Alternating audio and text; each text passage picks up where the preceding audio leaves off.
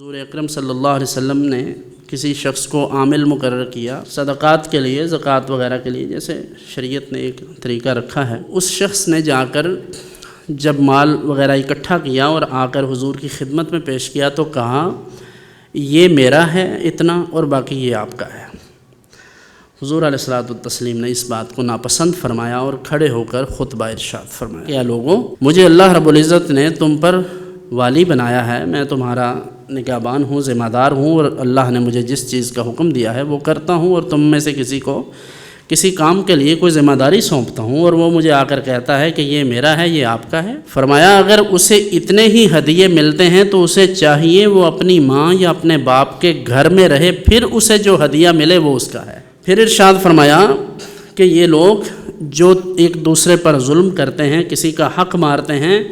فرمایا کل قیامت کے دن کوئی شخص آئے گا تو اس کے پیچھے اونٹ ہوگا، یعنی جس کا اونٹ چوری کیا ہے، کسی کے پیچھے گائے ہوگی، کسی کے پیچھے ممیاتی ہوئی بکری ہوگی، اور وہ آئے گا اس حال میں اللہ کی بارگاہ میں، اور میں اس کی طرف نظر رحمت نہیں کروں گا۔ فرمایا میں اسے پہچانوں گا نہیں، یہ لفظ ہے حدیث، یعنی اس کی طرف دیکھوں گا ہی نہیں، اس کو آن نہیں کروں گا، ڈس آن کر دوں گا اسے۔ اور فرمایا کہ وہ اللہ کے ہاں اپنا حساب دے گا۔ اور پھر یہ بات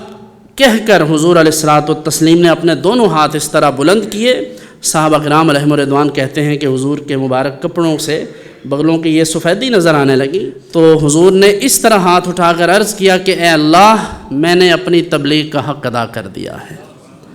کہ لوگوں تک بات کو پہنچا دیا ہے۔